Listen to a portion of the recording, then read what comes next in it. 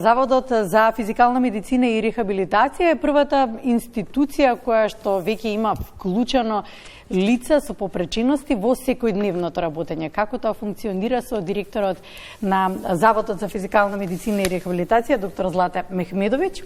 Добро утро. Добро утро, ви благодарам за поканата. Мала корекција, заводот веќе прерасна во клиника, така да сега сме клиника за физикална медицина. Сега сте клиника, секоја чест.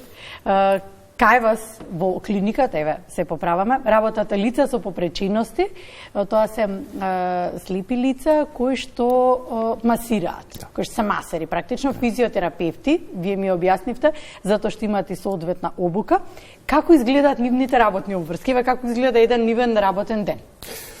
Доколку го земеме на страна тоа, дека имаат попреченост, се работи за 6 лица кои што работат во институцијата. Сите 6 лица практично имаат подеднакви обврски како што ги имаат и останатите физиотерапевти. Нивната предси најважна задача е да се грижат за пациентите и да даваат соодветна физикална терапија која што е представува масирање на телото со цел да се подобрат одредени здравствени состојби, да се намали онеспособеноста. Нема апсолутно никаква разлика во однос на тоа дали масажата ја дава физиотерапевт кој што нема попреченост или кој што има попреченост.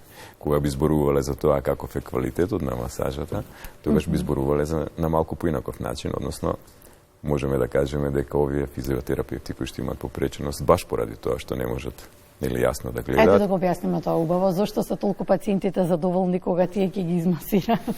Очигледно дека можноста да се развијат останатите сетила, кога сетилото за вид ви е оневозможено, пред се им дава за предност на овие физиотерапевти да можат многу подобро да остварат комуникација која што не е визуелна со пациентите.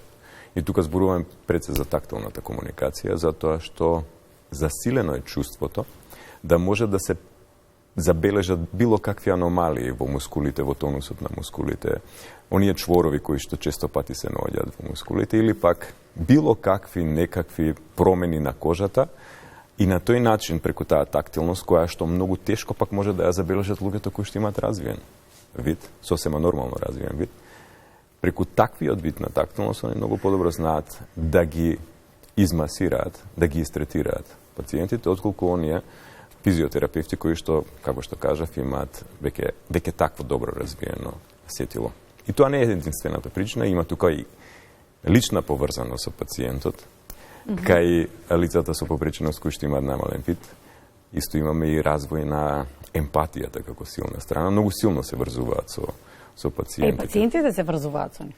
Очигледно затоа што постои комуникацијата на ниво мозок, тело, и често пати пациентите, освен тој органски стрес кој што го доживуваат како резултат на органската промена, болки, парестези, трнење во раците, трнење во нозите и останато, имаат и секојдневни проблеми кои што може да предизвикаат вознемиреност, депресија или слично.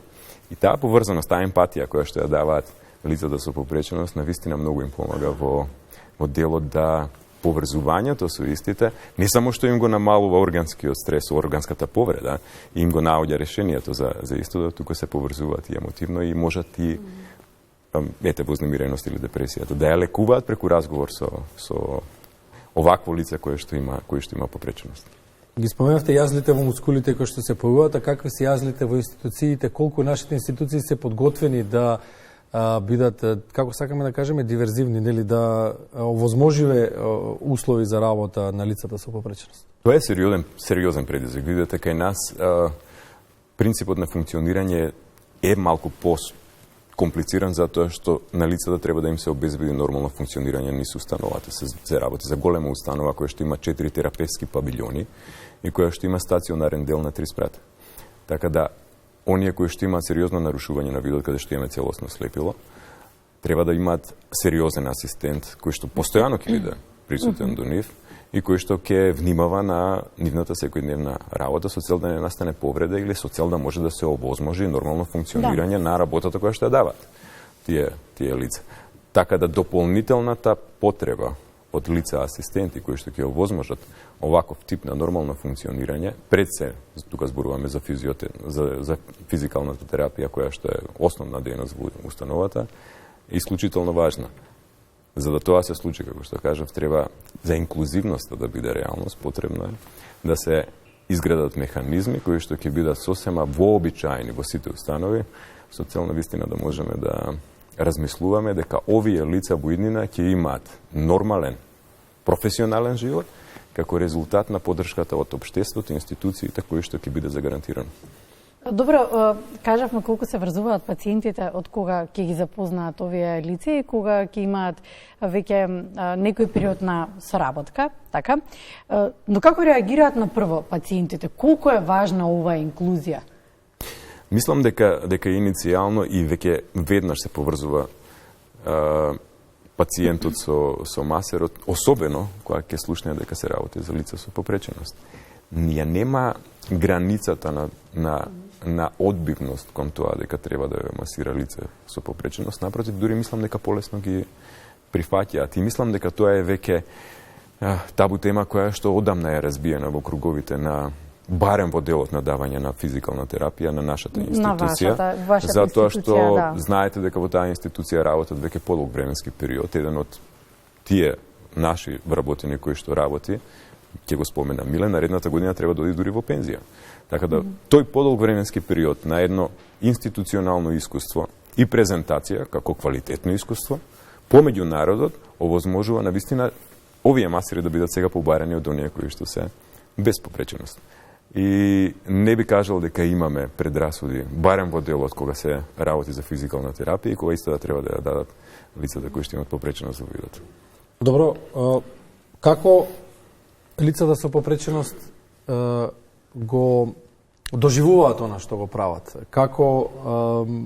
Какво е нивното чувство, нивниот впечаток на крајот на денот? Сигурно имате комуникација со нив. Задоволни ли се од тоа што го прават? Задоволни ли се од третманот што го имаат од институцијата, од заедницата, од пациентите? Доаѓаат ли со нетрпение следниот ден на работа, бидејќи сепак зборуваме за посебна категорија на граѓани? Дали за нив добриот глас надалеку се слуша? Дали веќе некои други сакаат да дојдат? Секако, ова институција е една од најпосакуваните институции за лицата со попреченост, кои што би сакале тука навистина професионално да се остварат. И кога зборуваме за прецед за нивното задоволство, зборуваме, ја би кажал, нисо она искуство што го имаме низ текот на годините, од луѓето кои што долго време работат во институцијата, навистина добриот збор надалеку се слуша и она што го имаат они доживеано во институцијата како професионално остварување веќе е расширено помеѓу популацијата која што има оваков тип на попреченост. Често пати се случува да дојдат кај мене лица со попреченост да побараат да работат токму во нашата установа. Кај нас во моментот работат 6 такви лица. Или од вкупниот број на физиотерапевти кои што не се на располагање, тоа е речиси 15%. Така да тоа е една сериозна завидна бројка на лица со попреченост кои што работат во институцијата и во моментов мислам дека тоа е максималниот број на физиотерапевти од ваков тип кои што можеме да ги акцептираме во системот. Меѓутоа заинтересираноста е сериозна и се уште имаме голем број на лица со попреченост кои што би сакале да работат во нашата институција. Добро, заинтересираноста и кај граѓаните да ви ја посетат институцијата, бар во одреден период од годината е голем, исто така знам, се чека и термин, исто и тоа знам, сега велите, сега сме клиника, се надевам дека ќе се ширите доволно за да може да одговорите на потребите на сите. Да не чекаат. Тоа е еден од акутните проблеми кои што треба да се решат, меѓутоа верувајте ми, во светот, во моментот, потребата од рехабилитација и физикална терапија е енормна. Секој трет човек во светот, или негдека приближно околу 2,7 милиарди луѓе во светот, имаат потреба од некаква физикална терапија или рехабилитација. Во македонски услови, кога би го превеле тоа, би значило дека најмалку 600.000 луѓе би имале некаков бенефит од рехабилитација која што би можела да биде аплицирана. Нема термини, нормално, затоа што не може една установа да акцептира толкав број на корисници. Нашата оптимална бројка на услуги на годишно ниво се движи некако помеѓу 14 и 16.000 корисници кои што можеме да ги обслужиме. Би требало сериозно да пораснеме, најмалку едно 20-30 пати, за да можеме да ги задоволиме потребите на сите корисници, но тука се и останатите установи кои што секако ќе дадат свој придонес и помош во делот на аплицирање на физикална терапија и рехабилитација. Добро, чекам, да си дадеме помош сами на себе, да не се доведеме до стадиум да ни е потребна, барем на оние што немаат нели здравствен проблем. Ајде, добро сега. Ајде. Сосема вие на место констатацијата. Добро, превенцијата докторите е најдобар лек, така да. Ама како велите превенцијата кога човек е здрав, тогаш треба. Така да од млади години да почнеме да работиме на превенција. Млади години, значи благодариме доктор Зладе Мехмедовиќ, никогаш не е доцна Јована, никогаш за ништо. Директорот на заводот ќе го шкртнеме, значи на клиниката за физикална медицина и рехабилитација ни беше гостин ова утро.